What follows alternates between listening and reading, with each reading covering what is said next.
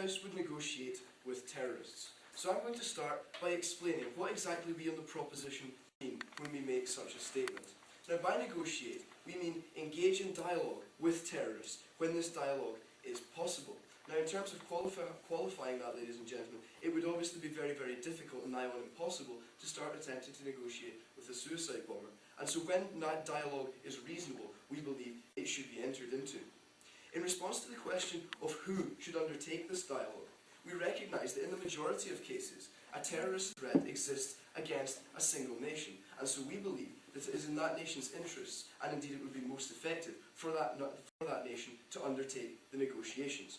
But we also recognise that in a smaller number of cases, where a multilateral threat is posed, we believe multilateral action is necessary in response. And then, in terms of defining what we mean by terrorists, ladies and gentlemen, well, what we mean by terrorists is people or organisations who use violent and illegal means with the aim of inspiring terror to achieve a political goal. So for the purposes of this debate, no thank you sir, I've not made a point yet. For the purposes of this debate, we're speaking about people, terrorists, individual terrorists and terrorist organisations. We're not speaking, ladies and gentlemen, about rogue states, because we don't believe that applies in this case, although the principle of negotiation would still apply. The broad principle of negotiation would still apply, obviously.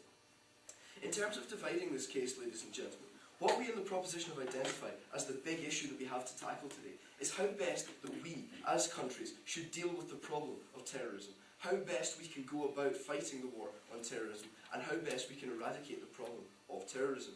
So in dealing with this issue, I'm going to be examining what options we actually have in carrying out this war on terror, and also why negotiation is the best option that we have in this case. And then my partner, Ms. Grogan, is going to go on and look at why morally we actually should be using negotiation as a tool in dealing with terrorism. I still haven't made a point, sir.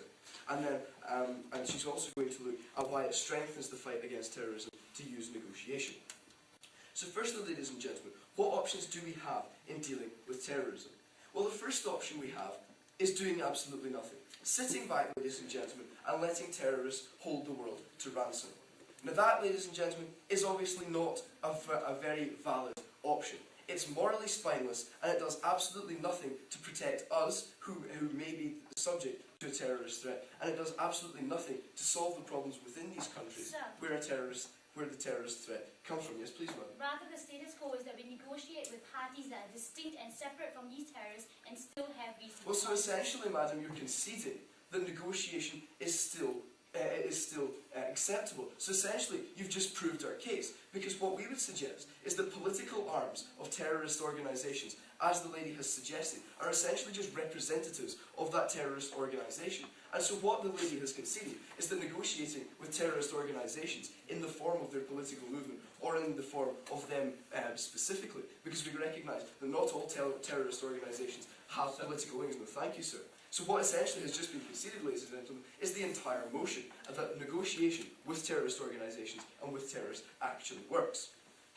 If we return to the options that we have in dealing with terrorism, firstly, we have the option of doing nothing. I've already dealt with that. That isn't a morally acceptable proposition. Secondly, the other option is responding violently, ladies and gentlemen, and this is an option that we see taken quite often. And what we would say on the proposition is that this is really, really bad, because it's often completely counterproductive. Responding with violence often makes the problem of terrorism much, much worse. Now, in illustrating this point, I'm going to use the example of Chechnya, which was reasonably stable until around 1999. But what happened in 1999 was that President Putin, after having been elected on a card of getting tough on the Chechens, put troops into Chechnya. And what we have seen since 1999, ladies and gentlemen, is a dramatic increase in terrorist activities on behalf of the Chechens. We had a theatre taken over in Moscow, ladies and gentlemen, where hostages were taken. And then more recently than that even, we had a school taken over, where children were taken hostage. So quite clearly, ladies and gentlemen, responding with violence in that case, and quite clearly responding with violence as a general point, simply makes the problem of terrorism worse. No thank you. So we see that responding with violence doesn't work either. So essentially, ladies and gentlemen, all we're left with is using negotiation in dealing with terrorism. So if I move on to my second point, I'd like to consider why this is actually the best way of going about dealing with terrorism. No, thank you. Because more often than not, ladies and gentlemen, and in fact in all cases, we recognise that terrorists have a legitimate grievance of some sort. We recognise that there is a very real, a very concrete, and in most cases a justified reason why they feel that they have to take up arms in some sort of struggle. Now, obviously, ladies and gentlemen, we should make it clear that we don't condone their use of violence in carrying out this struggle. But what we would say is that where grievances exist, ladies and gentlemen, it's much better to tackle the root cause of terrorism. It's much better to address these grievances, isn't it, sir? Wouldn't you agree that negotiating with the terrorists is an implicit endorsement of his method, that of violence? Well, no, rather, I don't think that, sir. I think if we were to just forsake negotiation entirely, it would clearly demonstrate, as my partner, Ms. Grogan, is going to go on and investigate, that we are actually just the same, ladies and gentlemen. It essentially vindicates the terrorist when they can say that the West doesn't listen. It essentially vindicates the terrorist when he says that we don't care. It essentially vindicates the terrorist when we can be portrayed as the bad person in the whole struggle. So what we have to show, ladies and gentlemen, is that we want to understand the root causes of this grievance. We want to understand why the terrorist feels the way he does. And the only way we can go about doing this is through negotiation. And if we can understand grievances, ladies and gentlemen, this is surely the best way of solving the underlying problems, which is the only way we're going to be able to get rid of terrorists. Not by conducting wars, ladies and gentlemen, against terrorists, which just create even more problems, but by trying and making a concerted attempt to understand grievances and solve the problems. And I'm going to use the example here of Northern Ireland, where a period of concerted negotiation, a period of concerted accommodation between the British government and Sinn Féin, the political wing of the IRA, has led, ladies and gentlemen, to a reasonably concrete peace process, has led, ladies and gentlemen, to ever more involvement of Sinn Féin in a political process and ever decreasing attacks by the IRA. In fact, we haven't had a big IRA attack in many, many years, which surely conclusively demonstrates, ladies and gentlemen, that when we use negotiation, when we attempt to negotiate and understand the grievances of a terrorist body, this is where true progress can be made, because we can be seen to accommodate these people and we can be seen to actually trying to be doing something about the grievances that they hold and not just trying to fight them on a personal level. So, ladies and gentlemen, what have I, as the first proposition speaker, shown you? Well, I've looked at the options, ladies and gentlemen. I've looked at the options we have in dealing with terrorism. And I've shown you that doing nothing isn't a morally acceptable option. In fact, it's morally spineless and shouldn't be considered. And then I've also shown you that responding violently is often counterproductive and indeed just leads to greater problems. And then in my second point, I showed you and I proved to you why responding with negotiation to terrorism is in fact the best way of dealing with it. And because this debate centres around the principle of dealing with terrorism, I beg to propose. Today, we on the side of the opposition find what the proposition is advocating entirely unacceptable, because they told us today that the only option that they are going to use to deal with terrorists is negotiations. If a terrorist bombs a building, kills innocent civilians, what are they going to say, ladies and gentlemen? Let's have a chat. Let's go and talk. Explain to me, ladies and gentlemen, justify to me why, when a murderer kills one man, he goes to jail, and when a terrorist kills 50, he goes to the Prime Minister's office for a cup of coffee. Ladies and gentlemen, there is no proper justification that their first proposition speaker brought up. They are going to use negotiation at the expense and to the exclusion of all other options, ladies and gentlemen. And that flies in the face of the track record of the war against terrorism, which has involved very much the use of military force. But that's not what we are proposing solely, ladies and gentlemen. I'll show you what we are proposing later on in my case. Let's deal with the first 2 points of contention first. The first thing that I want to talk about is the nature of terrorists. And the second one would be the consequences of negotiation. Now, ladies and gentlemen, on the first point of contention on the nature of terrorism, they say they will only engage in conversations, in negotiations with terrorists if it is reasonable. But we say, when are terrorists going to be reasonable? The whole nature of the terrorists, ladies and gentlemen, is that very often they are unreasonable. I point you to the example of Al-Qaeda, who wants the complete annihilation of the Western world. That cannot be said, ladies and gentlemen, to be a reasonable cause. But we can't really engage in a sort of discussion that would eventually lead to some sort of compromise with these terrorists. Furthermore, ladies and gentlemen, what about the supposedly legitimate claims of terrorist organizations? Well, we say, as in the case of Chechnya, if there are mainstream support for these causes, ladies and gentlemen, if indeed these causes are so legitimate, then most of the time the mainstream would have picked it up. It would have public support, and that translates to legitimate political parties which will represent these views. And these legitimate political parties, ladies and gentlemen, are the ones that we will negotiate with. They are legitimate, but they are separate and entirely distinct from terrorist groups, because they pursue their path through non-violent means. And these are the parties that we will negotiate with. The supposedly legitimate claims that they talked about, ladies and gentlemen, cannot be justified by the actions of terrorists, ladies and gentlemen. We cannot condone these actions of violence against innocent civilians just because they have supposedly legitimate claims. That separate the cause from the action. We will negotiate people with the same principles. We will negotiate with people with the same aim, but who do so through different means. So, thank you, sir. Now, secondly, ladies and gentlemen, let's move on to the issue of the consequences. And they brought up the example of Chechnya and how military force has in fact exacerbated issues. Well, we say that the problem with that example is that they haven't proven the onus on their side of the house. They haven't showed us how negotiations have worked in Chechnya, how they are going to succeed in Chechnya, ladies and gentlemen. And that example really doesn't prove anything at all. But their example on Northern Ireland, on the other hand, says that negotiations have worked. Well, we say, ladies and gentlemen, it is the strong stance of the Irish government against the IRA that forced the Sinn Féin and the IRA to take a more moderate and political stance. And we say, ladies and gentlemen, it is this strong stance, it is a lack of pussyfooting on the part of the Irish government, ladies and gentlemen, that led to the current situation. And that is the truth of the matter. Now, I, as the first speaker today, will be talking to you about the repercussions of negotiating with terrorists. I'll show you how it in fact emboldens terrorists and how it legitimizes their action. And on top of that, ladies and gentlemen, I'll show you how it undermines moderate sentiments within society. My second speaker will deal with the principles of today's debate, and she'll show you how it is morally as well as legally unacceptable to negotiate with terrorists. As a whole, Team Singapore today will prove to you that because of the nature of terrorists, because of the repercussions of negotiations and the principles underlying negotiation, we will say no to negotiating with terrorists. Let me just make one clarification to make this very clear on our side of the house. It is not our onus to provide an alternative.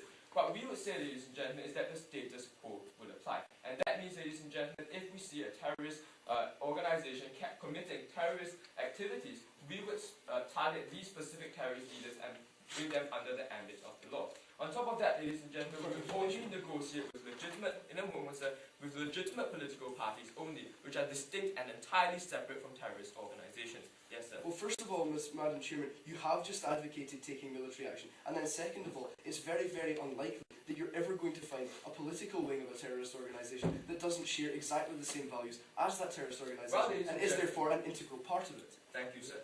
Well, ladies and gentlemen, what we are saying is that in the war against terrorism, which is what they contextualize today's debate to, we cannot just have one single option. Military force does have some beneficial effects, and that's why I brought up the examples of Chechnya and of the IRA about taking a strong stance and military force. Military force should not be excluded in the range of options that we have against terrorists, ladies and gentlemen, and that is part of the status quo, which is what we are proposing in today's debate. What we will say, ladies and gentlemen, is that on top of that, we will never and we will not negotiate with terrorists, because these terrorists do not have a justified cause to begin with, and they are very often not genuine in their approach to negotiations in the first place. Now, ladies and gentlemen, let's first look at the nature of terrorists.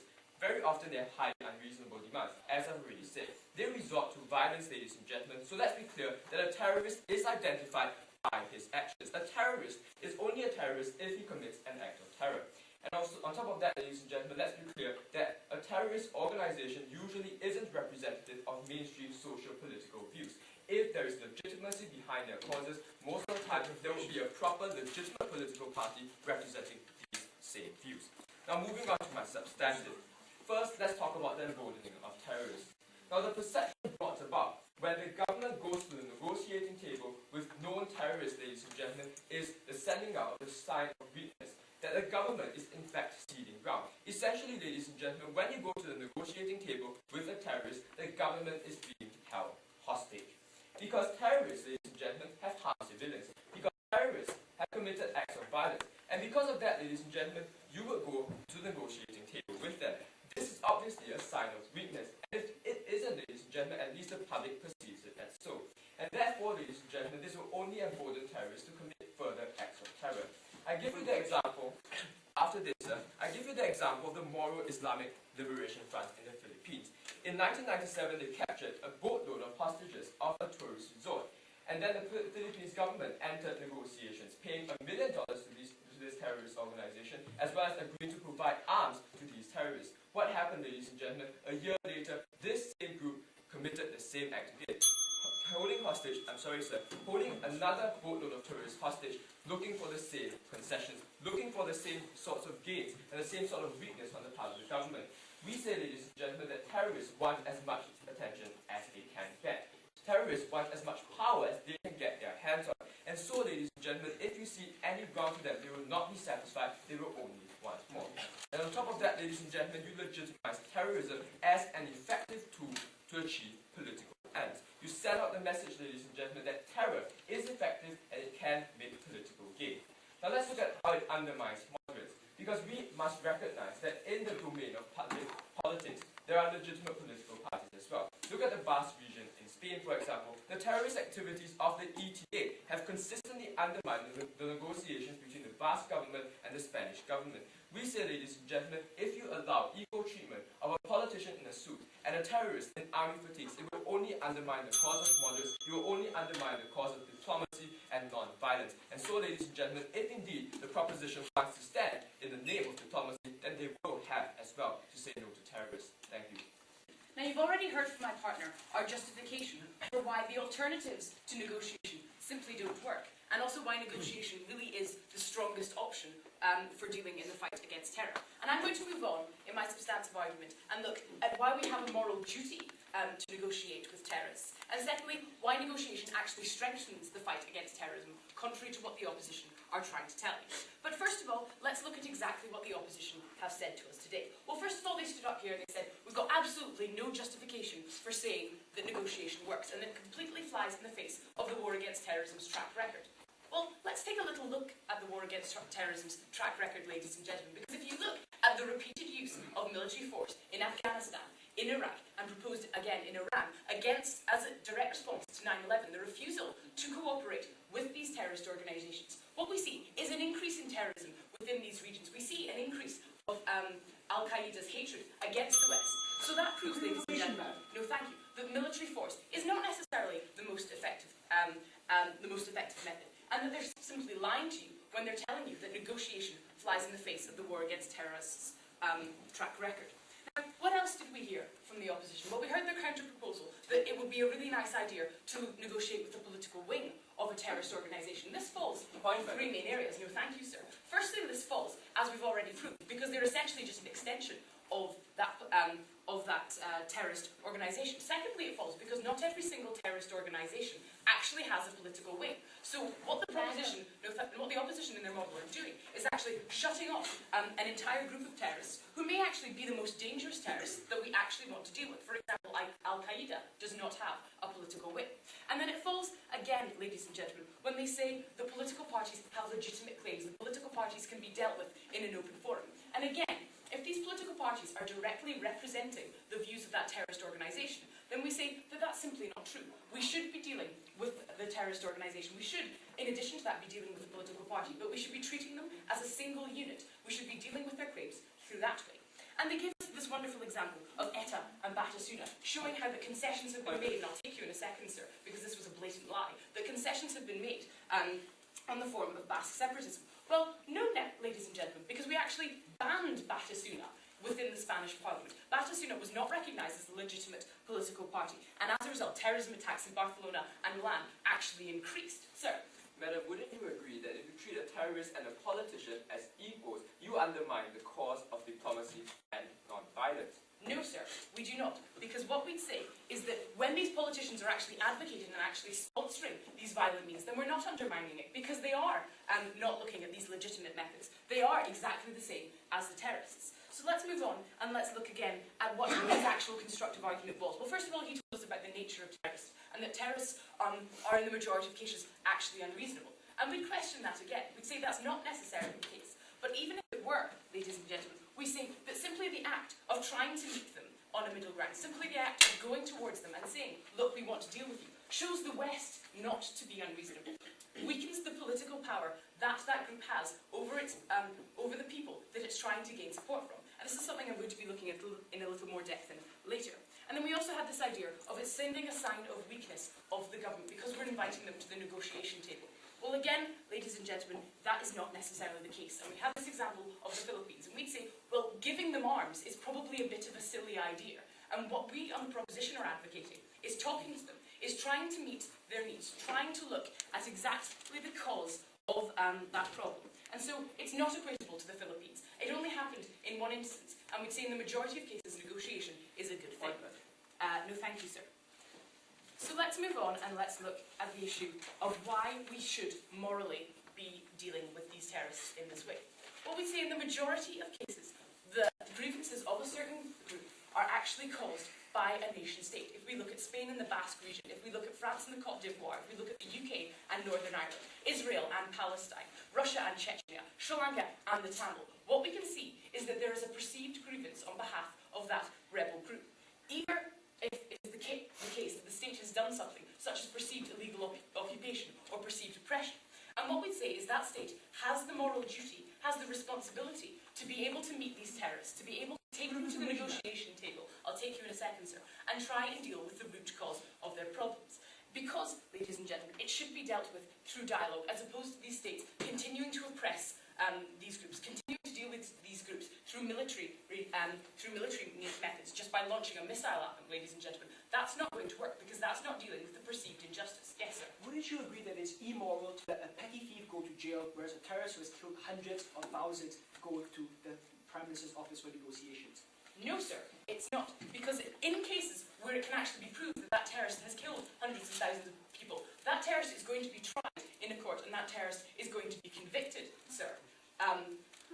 And in addition to that, because it's an organisation we're dealing with, and not necessarily individuals, because it's very difficult to convict a suicide bomber, we'd say that that organisation, in its continuance of sponsoring things like suicide attacks, in its continuing sponsoring of violence, we'd say that that terrorist organisation has to be dealt with by talking to it, has to be dealt with by our trying to understand the causes of that grievance and the perception that we're actually trying to deal with the cause. So let's move on and let's look at the issue of why it's a good idea, because it strengthens the fight against terrorism. And first of all, we've got the actual situation in the country or in the area where this is taking place. Because what a terrorist can do if we're just simply moving tanks into that country, or if we're refusing to negotiate with them, what that terrorist group can say is that country is not listening. The agency that has caused this oppression to you, the people within this region, is not listening. They're not doing anything at all, no thank you, sir, to be able to deal with our grievances. And that, ladies and gentlemen, gives them strength, it gives them power, it gives them propaganda to be able to use in order to gain more public support within that area and within that country. And that's a very dangerous thing, ladies and gentlemen, because that's actually what legitimizes this terrorist organisation. If they're gaining public support, if they're using skewed examples, and if they're using skewed propaganda to be able to gain public support, we say that's a very bad thing. So what, ladies and gentlemen, should we do?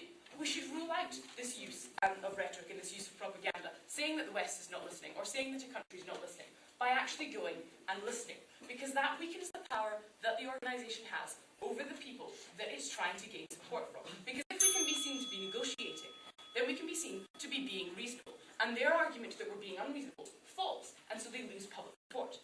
And within the West, ladies and gentlemen, as far as we look at this idea of Al-Qaeda is concerned, what we can see is the use of military force has actually caused a stronger response and questioning and asking for more military force. It's not dealing with the root problems of this terrorism. And that leads to greater loss of life. And that leads to more and more violence against these terrorist groups and an increase in violence. Because we've had Afghanistan in a response to 9/11. Then there was a public outcry to go and invade Iraq as a response to 9/11. And then there was a public outcry to go and invade Iran as a response to 9/11. Ladies and gentlemen, you can see the chain that the public are calling out for more and more violence and not dealing with the actual root cause of terrorism. And that's what's giving Al-Qaeda ammunition against the West, because we're continually oppressing the people that they want to represent. We're continually causing violence against them and not actually dealing with the problems, not actually dealing with them in an open and dialogue way. So, ladies and gentlemen, because the opposition is wrong, because we have a moral duty to deal with these terrorists, and because the perception is that we will be presenting a united and strong front, I beg to propose. Let me first re-establish the crux of the debate, then move on to my rebuttals, and finally move on to my substantive. Now let's talk about what exactly is the crux of the debate. Is today's debate about the failure of other alternatives, of other options? That, ladies and gentlemen, is not a good enough justification for why you would have negotiations. Is today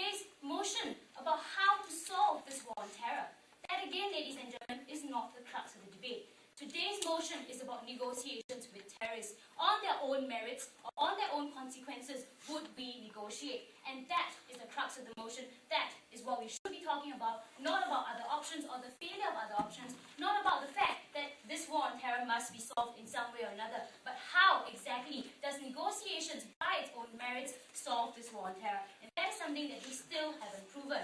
Now, let me re-establish what our side's stand is. First of all, it is not our onus as the opposition to give you a clear alternative, but we tell you that we have done so anyway, and that is the status quo. Our alternative was not military use. Our alternative is a range of options that exist in the status quo, of which military use is one of these options. And we tell you that on this idea of diplomacy and negotiations, we too support diplomacy and negotiations, but the question is with who? And that's why, ladies and gentlemen, we tell you that we would negotiate with distinct political parties that may share, on the superficial level, similar aims, but very deep down, in terms of the values, ladies and gentlemen, they don't resort to violence. Those are the people who we will talk to.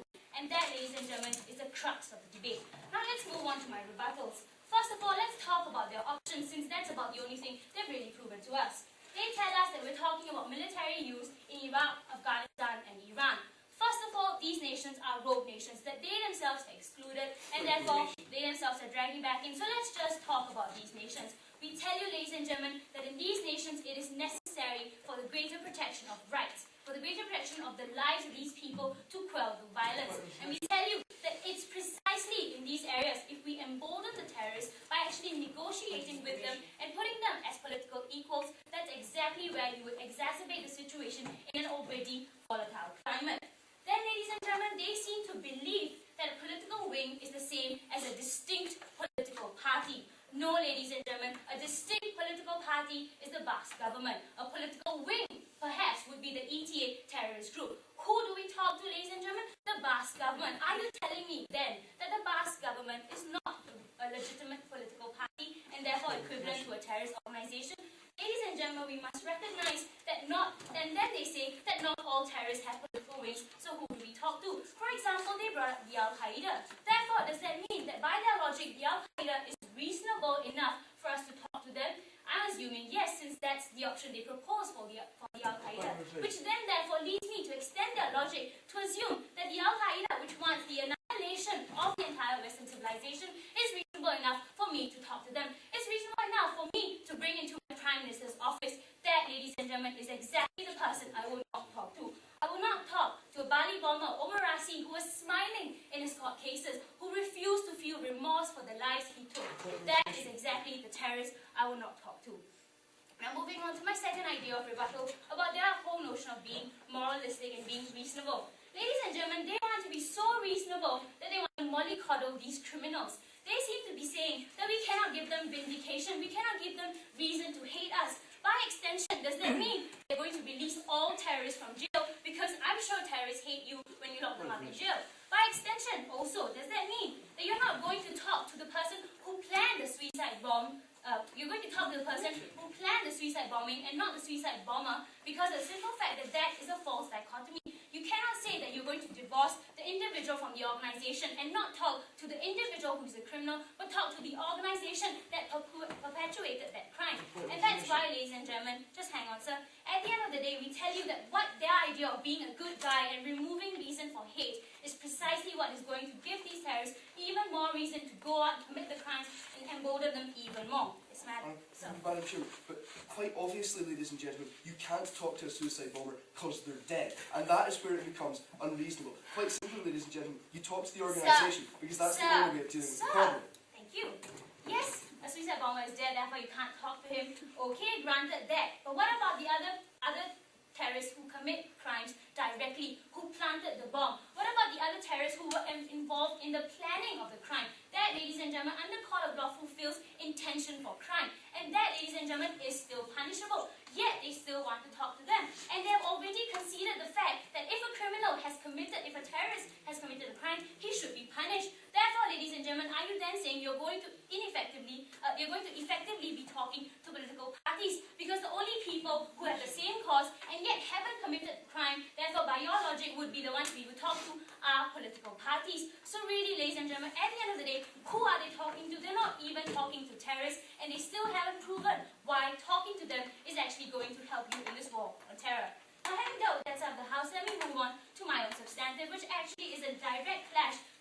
idea of morality, this whole notion of whether or not we have a moral justification for talking to terrorists. We tell you, ladies and gentlemen, that a terrorist is a person who has committed known violence, who has planted a bomb that was specifically designed for maximum damage. He has no regard for life, he has no regard for law. We pointed to the example of the Jamia Islamia terrorist organization that was responsible for the Bali bombings. They targeted a tourist hotspot at the peak tourist season. They targeted a bomb that was detonated precisely in the middle of a full-capacity pub and killed 202 people. Yes, sir. But we must question why, Madam Chairman, rather than just trying to simply respond with violence, because that's clearly not going to solve any problem. So we're not responding with violence, we're responding with the law of court. We are telling you that if you have killed 202 people, you deserve punishment, because that is our moral urgence, that is our legal compulsion. That's why, ladies and gentlemen, we tell you that that is how we deal with these terrorists who are criminals. On the other hand, if they have just causes, then we say that these just causes should gain enough mainstream support. First, form a political party that is legitimate. Second, and then we would practice diplomacy. That's the proposal that we put forth. Now, moving back, ladies and gentlemen, we tell you that there is no moral leverage. When we say that our legal conscience and our moral dictum compels us to send this person to life imprisonment. And that's why, ladies and gentlemen, by extension, you also talk about the legalistic principles. What justification do you have to overrule, as a government, the court of law?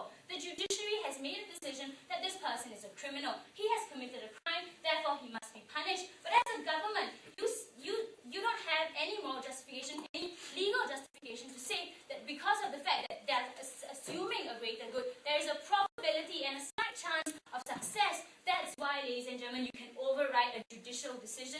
We tell you, ladies and gentlemen, that undermines the spirit and the letter of the law. Because not only are you letting a criminal go scot-free, but you're legitimizing his actions, you're legitimizing his violence. And that, ladies and gentlemen, is how you undermine morality, is how you undermine the legal structures of your country. And that, ladies and gentlemen, is how you would say that negotiations would lose you the war against terror. And further, in the case of the proposition, I'm going to be examining exactly what the opposition has told us, what their case line is, and showing why it doesn't work. And in doing so, show why clearly the proposition has won this debate. And in doing so, I'm going to look at the 5 arguments they presented to us about whether or not terrorism, whether or not negotiation legitimizes terrorism, whether or not it emboldens terrorists, and 3 arguments to do with morality and to do with letting people off through criminal conviction. Now, to start with what opposition one stood up and told us first off. Well, they stood up and told us, first of all, they don't have to propose an alternative. It's not their job in this debate to tell us what they want to do. Well, what we say is that, no, we're not asking them to present the answer to the war on terrorism. All we're asking them to do is to take into account, in a real world, if you don't negotiate, what will happen instead. Because quite clearly, if you're going to evaluate how successful negotiation is, you have to do that in the context of how successful other types of dealing with terrorism are. And we said right from the beginning, this debate is clearly about how to best deal with terrorism, how best to prevent terrorism. That's clearly where the onus of this debate lies. And then they stood up and told us, well, this debate is about politicians versus terrorists. Who do we negotiate with? Do we negotiate with politicians? Do we negotiate with terrorists? Now, what we said is that, first of all, these things are very often the same. If you're dealing with a political branch of terrorist wing, you are essentially dealing with that terrorist wing. The fact there's a middleman in between doesn't change by negotiating with terrorists. So they stood up and told us, well, no, we want to deal with legitimate political parties. And what we say in the proposition is, what kind of a world does the opposition think we live in? Terrorists don't get up and think, I'm going to bomb someone because that's the most effective and safest and most convenient way to bring about political change. Usually terrorism arises because it isn't the channel for legitimate political change. Usually because no thank you, national governments are ignoring the views of one particular section. Because there isn't the chance to influence national government through legitimate political channels. Terrorists don't really enjoy blowing themselves up. It's usually a last resort because the kind of idealistic options that the opposition propose do not exist. No thank you. And then he said, well, we said, the opposition stood up and talked about terrorism, reasonable and non-reasonable. All we said on the proposition is that when the opportunity for negotiation exists, that's when negotiation should take place. We're not talking about reasonableness, we're talking about opportunity. So obviously, a suicide bomber on his own, you can't negotiate with that person because they're dead. But if, no thank you, if there is the opportunity to negotiate with an established and communicable political, terrorist organisation, then that's just fine. And then said, what about consequences? Chechnya doesn't count as an example because there wasn't negotiation. Well, yeah, that's the kind of the point in the proposition side. In Chechnya, there was no negotiation. Lots of people died. Nothing was really solved. In Northern Ireland, there was negotiation because the Sinn Féin wasn't banned. Sinn Féin was allowed to participate in the political process, even though it was part of a terrorist organisation. And that's when we see genuine and legitimate change. And then we had the two kind of substantive points from the opposition about emboldening terrorists and legitimizing them. Now, first of all, we don't believe that negotiation emboldens terrorists. What we believe emboldens terrorists is saying, right, we're not going to communicate with you at all. We're not going to take into account your views at all. So then we say, you see an increase in frustration. You see an increase in people being divorced from the process of negotiation. And so you see an increase in terrorism, because terrorism is a result of not being able to bring about change through other means. And then we talk about legitimizing violence. And what we say is that, in fact, if you want to legitimize violence, what you should do is go and invade a country. That's legitimizing violence. If you're saying, okay, we want to stop your violence,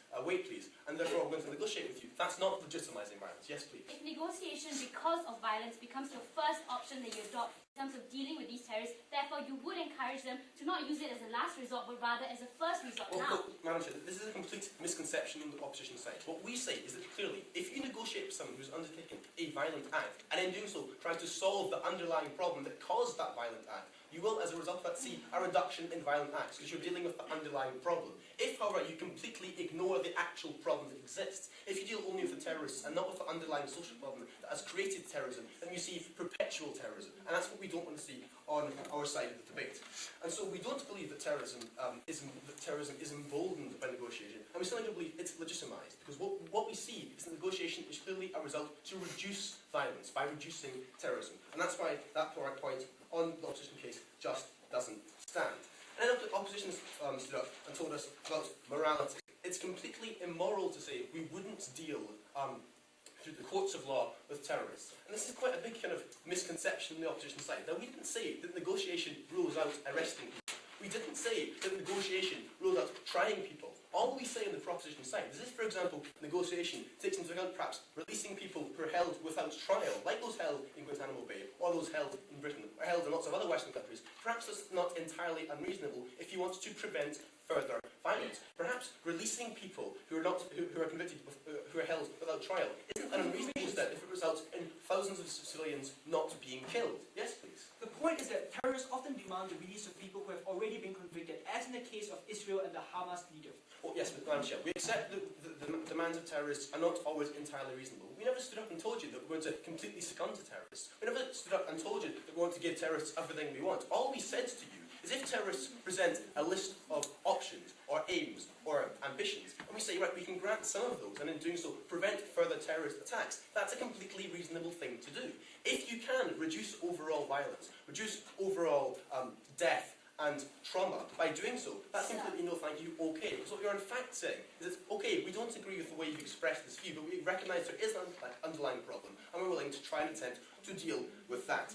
And then he said, well, it's completely immoral, because what you're essentially doing is saying that someone who murders someone should be tried in the court of law, but terrorists shouldn't be. Well, first of all, Madam Chair, that's not what the proposition told you. We didn't tell you we're going to completely let off terrorists with every single crime. But secondly, Madam Chair, this is a far more important issue. The proposition is dealing with the real world. We want to reduce actual crime and actual terrorism. And if, by letting off a murderer, you could save tens of thousands of lives, perhaps you'd view it in a different light. Terrorists are an individual and unique subsection of crime, because terrorism is perpetual and perpetrated against civilians who people don't know. It's a completely unique type of crime. No, thank you. And you can't just stamp it out. You can't just say arresting these terrorists will stop terrorism, because terrorism arises out of social problems. And if that social problem exists and isn't dealt with, you always have terrorism. Terrorists aren't special people. They're simply normal people driven to extreme means because they're not involved in the normal political process, and they don't have the ability to affect change. And what we say is that, yes, okay, if you can deal with terrorists differently, and in doing so reduce terrorism, and in doing so save thousands of civilian lives, then that's just about okay. If negotiation can save lots and lots of lives, we think it's generally a pretty good thing. No thank you. And so what we in fact say is, what we've heard from the opposition in this debate is a very, very strange case. They've told us, essentially, that negotiating with terrorism legitimizes it and emboldens that. And we've shown you that simply isn't the case. You don't embolden terrorism because you're trying to deal with the actual problems that cause terrorism. And you don't legitimise terrorism because what you're saying is that we want to reduce violence. And it's very clear through negotiation that your eventual aim is to reduce violence. So rather than legitimising violence, you're making a very clear stance against violence. One you don't make with other types of dealing with terrorism, for example, military force. And it's not morally corrupt to say we're going to negotiate with terrorists. Because what you are in fact saying is we value the lives of our civilians greater than some kind of grand ideological principle to do with justice. And what we're in fact saying is it's pragmatic. If you can release terrorist suspects who are held without charge and in doing so save lots and lots of lives, we think that's just about an alright thing. We think that's a positive force for change. And what the proposition has told you is if you look at the other alternatives, if you look at what else you can do, if you look at military force, you don't see this dealing with underlying social issues. You don't see a genuine concerted effort to actually reduce violence, and you don't see a reduction in terrorism. So because of well-used in Spanish here, ladies and gentlemen, I beg you to propose the motion. Attention in today's debate. Firstly, what is the nature of the terrorist? Is he compliant and reasonable, as the proposition would like to believe? Or is he unreasonable and obstreperous and uncompromising, as what our side of the House have proven to you in today's debate? Second area, what are the repercussions of negotiating with terrorists? Will it save lives, as Scotland seems to believe? Or will it only be counterproductive and embolden terrorists, as our side of the House believes in? And thirdly, let's look at the principle of today's debate. Principally, ladies and gentlemen, is it morally justifiable to negotiate with mass murderers or people who have planned mass murders, ladies and gentlemen, as Scotland would like to do? Or is it unacceptable and morally reprehensible, which is what this side of the House believes in? So let's look at the first issue in today's debate, that of the nature of the terrorist. Well, ladies and gentlemen, basically, all that the proposition has told us about the nature of the terrorist is that he has a legitimate cause and that it is the last resort for him to resort to terrorism. Now, ladies and gentlemen, my first and second speakers have told you that you can separate cause and action. That is to say, ladies and gentlemen, that there are political parties out there who are separate from terrorist organizations, who in fact attempt to clamp down on terrorist organizations, no thank you sir, while at the same time attempting to achieve the same goals. For instance, in Israel and Palestine conflict, ladies and gentlemen, the PLO, for the past 15 years, has been clamping down on terrorism. It has represented the Palestinian people, but at the same time has been restricting organizations like Hamas from committing terror. So this side of the House would say that we would negotiate with the PLO because it is non-violent, and we would not negotiate with Hamas because it is violent. But that side of the House, ladies and gentlemen, no thank you sir, would like to negotiate with both, to lump them as the same, to not distinguish between the means, ladies and gentlemen, and we say that that is unacceptable. So secondly, under the cause of the last resort, the problem, ladies and gentlemen, is that the terrorists, the reason why they resort to extreme measures is because they have extreme demands. That is to say, they are always dissatisfied. They always want more. They are not willing to compromise in many cases. Let's look at the example of the Tamil Tigers in Sri Lanka. Now, ladies and gentlemen, the Tamil Tigers have been fighting a violent insurgency because they want an independent Tamil state in Sri Lanka, which is unacceptable to most people in Sri Lanka. However, polls have shown that the vast majority of Tamils would be willing to accept a larger measure of autonomy instead. And we say, ladies and gentlemen, that because terrorists are so unyielding in their demands, because given their track record, for instance, the Tamil Tigers have broken ceasefires 7 times since 1986, ladies and gentlemen, we say that that is simply unacceptable. That given their nature, extreme nature, and secondly, the track record, the nature of the terrorists is clearly that of one who is unreasonable, violent, and perhaps most importantly, ladies and gentlemen, untrustworthy. And that is why we would say that the nature of terrorists falls to outside of the House. So having dealt, yes sir. But if, as you've conceded, Madam Chairman, that negotiation works where there is a legitimate political party, please name me a legitimate political party that is actually separate in its values from the terrorist organisation. Because the PLO quite clearly has exactly the same values as any terrorist organisation. Ladies and gentlemen, that is our point, that they have the same cause, but they use different methods to pursue the cause. That is to say, ladies and gentlemen, the PLO does not use violence and has not done so for the past 20 years or so. Whereas, ladies and gentlemen, organizations such as Hamas are terrorist organizations that use violence to achieve similar means to the PLO. Our point is that they have the same cause, but we distinguish between the methods. And that is what Scotland has failed to do in today's debate. So having dealt with the first issue, that of the nature of the terrorists, let's look at the second issue, that are the repercussions, which is basically the whole thrust of their case, that it will save lives, ladies and gentlemen. And it will save lives in one way. Basically, it makes the government seem like the good guy, and it doesn't validate the terrorists. But ladies and gentlemen, my second speaker challenged them to say, to what extent are you going to be the government, to be the good guy, ladies and gentlemen? Evidently, they have not answered this question. We say, if you want to be so good, ladies and gentlemen, why are you still cracking down on terrorist organizations if, as they said, ladies and gentlemen, we say that they have not told us exactly to what extent the government should be the good guy. Furthermore, no thank you, madam, we say that even if the government is shown to be the good guy, we say that is the problem, that the government is shown to be too good, to be too weak, ladies and gentlemen, that it gives in to terrorist demands. For instance, let's look at the issue of Hamas. I beg your pardon, let's look at the issue once again of the Tamil Tigers in Sri Lanka, who have broken ceasefire several times. And every time they ask for more, ladies and gentlemen, and that is linked to the nature of the terrorists. No, thank you, sir. We say that when you lump terrorists and legitimate political organizations together, you do not save lives, because you send the message that the government views violent means as being equally legitimate as non-violent means. And ladies and gentlemen, that is a very, very dangerous message to send out. And we say, ladies and gentlemen, that that is unacceptable, and that therefore the repercussions will only result in more loss of lives. And under the repercussions, I would like to point out that the proposition has not really dealt with our point on the implicit endorsement of the methods, which I just elucidated earlier. All they have told us is that they have ignored this point, and that essentially, somehow, in a moment, sir, somehow, just because you talk to terrorists, ladies and gentlemen, you will save lives. Yes, sir. We've shown you that negotiating with terrorists can help deal with social problems, and therefore can help reduce terrorism. Surely that's not endorsing terrorism towards reducing it.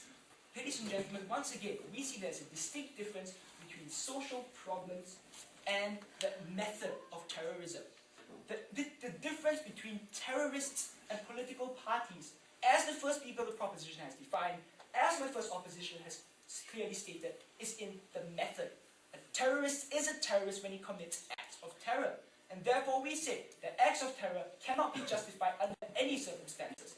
If there are social problems, ladies and gentlemen, we say deal with the social problems, but we say do not talk to the terrorists. So having dealt with the negative repercussions and shown you how it will in fact be counterproductive and only result in even more loss of life, let's look at the final issue of contention, that of the principle, which Scotland has continuously ignored in today's debate. I would first like to point out that the second speaker has conceded that you do need to punish terrorists, ladies and gentlemen. So the question is, why are they punishing some terrorists but negotiating with others? They haven't really told us this, ladies and gentlemen, besides the fact that some terrorists are dead and that some are alive, and therefore you can only talk to the ones who are alive.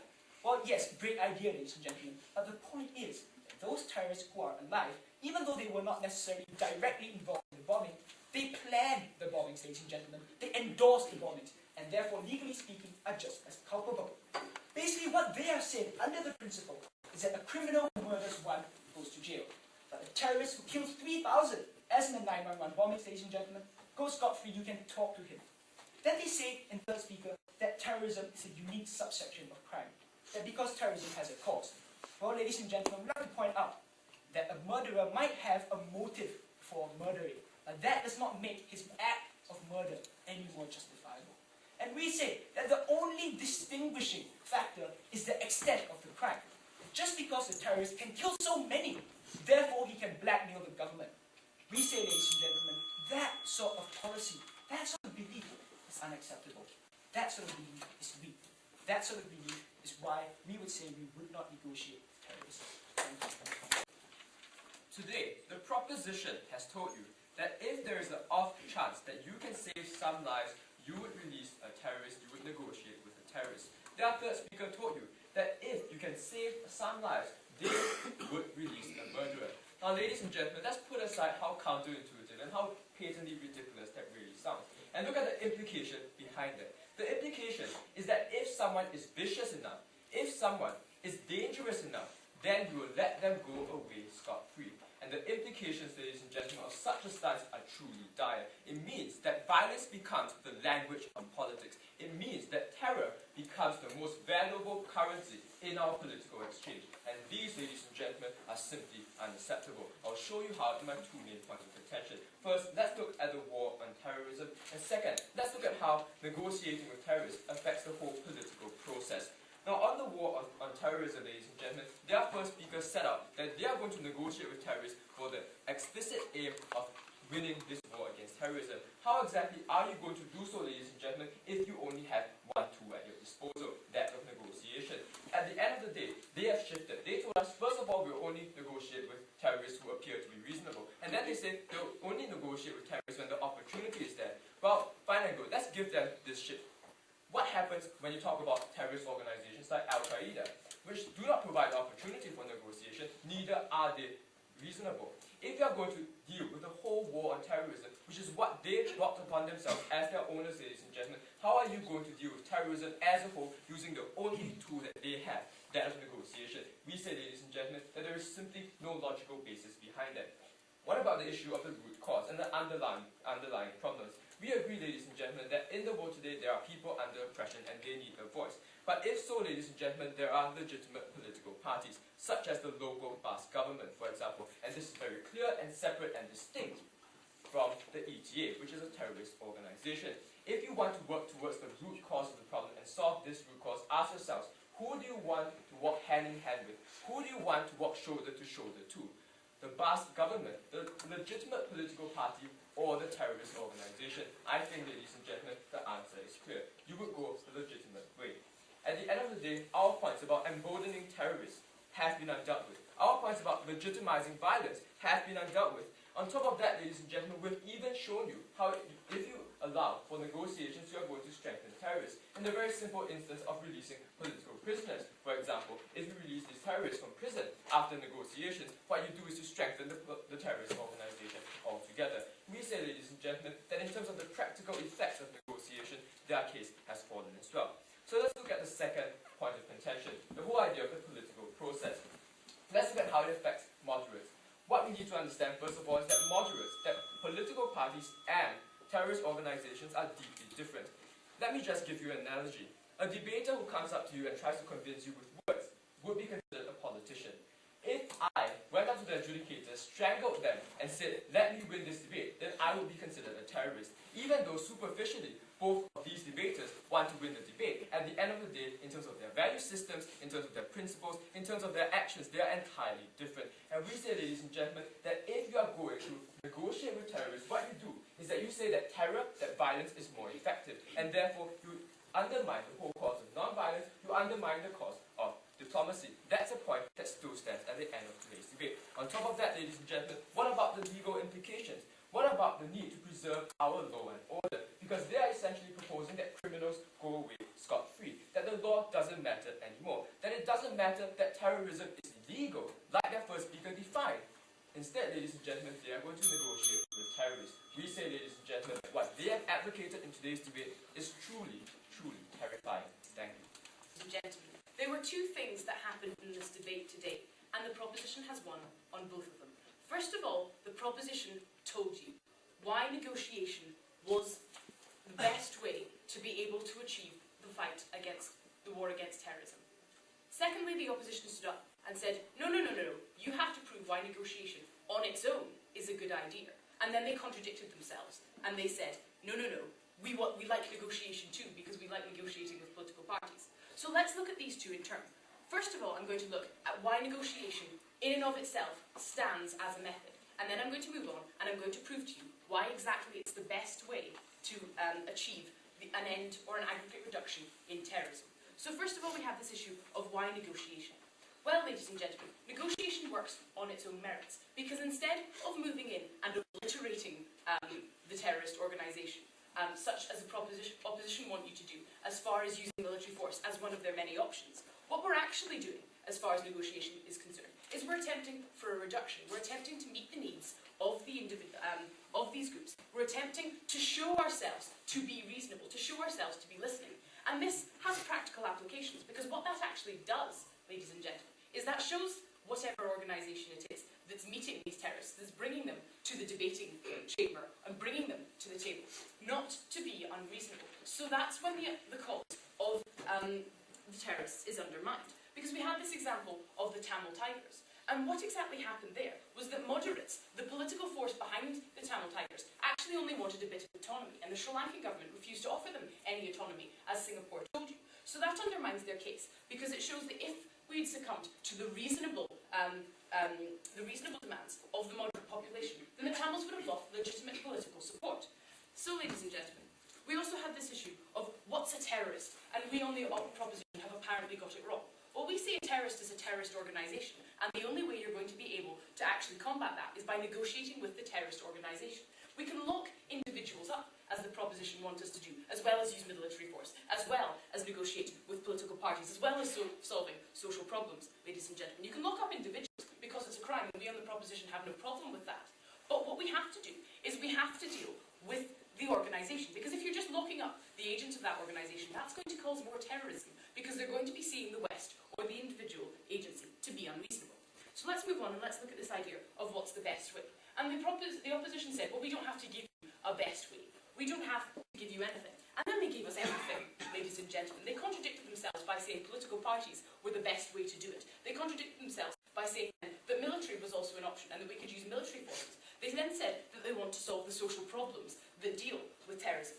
And what we'd say, ladies and gentlemen, is that these are intention of themselves. Because they said they wanted a political party, which we on the opposition say are actually an extension of that organisation, especially in Palestine and Northern Ireland, where the leader of that political party sits on the board of that terrorist organisation. We'd say that because they're an extension, we might as well just deal with the terrorist organisations. And they failed to give us one single example of where a political party is abstract enough to believe in the same values without sponsoring the violence that these terrorists actually use.